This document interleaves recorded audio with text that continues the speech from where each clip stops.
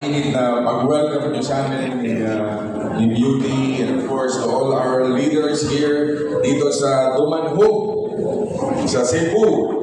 Magandang tanghali po. Ano maayong tugtog? Ito. Gihigugma ko kamutanan. Cebu.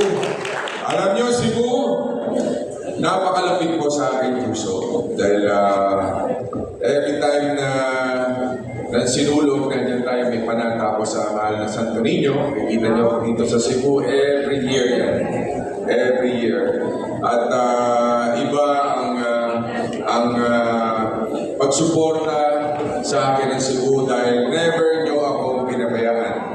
Mapa-pelikula, mapa-television, mapa-public service, nandyan ang suporta nyo. Eh, paano kayo makakalimutan ni Bong Revilla? Kahit hindi rin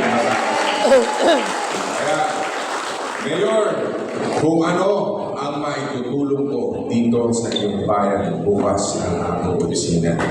Bilang pauna, magbibigay ako ng 10 milyon na proyekto para dito sa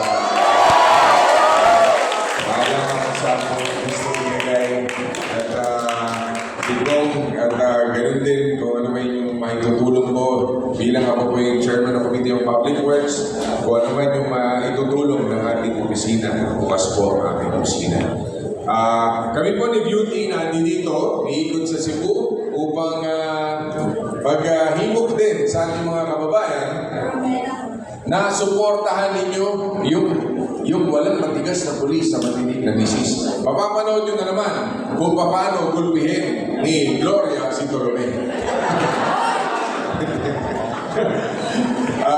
Every Sunday yan starting December 22. December 22, bali 7 episodes po yan yung mapapanood nyo bago mag-start yung campaign. Dahil pag nag-start na yung campaign, bawal na kami lumabas sa television. So, kampanyahan na talaga yun. Pero ganun pa man, kayo pa lang, nagpapasalamat na ako sa inyo. And where we go, yung init na pagtanggap ninyo, yung pagmamahal ninyo ay damad-damad po namin. Kaya, again, maraming salamat. Alam nyo, by next year, siguro nandun naman sa ating audio-visual presentation, na nakita na sino ba, si Bong Revilla, ano yung pinagmulan niya, at ano yung mga nagawa ko sa Senado. Alam niyo po, next year is my 30 years in public service. Imagine. 30 years. I started very young sa public service. Ako'y naging vice gobernador, naging BRB chairman, i-recognize tayo worldwide. Maganda yung naging accomplishment natin. Unang takbo kong senador, number 2, tapos number 1 senator na 2010. Talagang hindi. Tapos dumaan ang pagsubok. Pero kahit na anong pagwasak nila sa atin, bumangon pa rin tayo. Tumakbo ulit ako. Hinanal ulit ako. Sinuportahan pa rin ako ng mga Cebuano at ng mga kababayan natin, mga Pilipino. Kaya, sabi ko nga, sa sobrang pagmamahal ng ating mga kababayan, kahit buhay ko, itataya ko para sa inyong lahat. Hindi ko salitang bola yan, ginagawa ko talaga. Kaya every time na basta kailangan ng tulong ng ating mga kababayan, kung saan bumagyo, kung saan paputukan ng vulkan, o kung saan naman kailangan ng tulong ni Bong Revilla, naandoon kagad tayo. Dahil sabi ko nga, ang pagtulong sa ating kapwa, lalong-lalo na yung mga nangangailangan, yan ay panata ni Bong Revilla.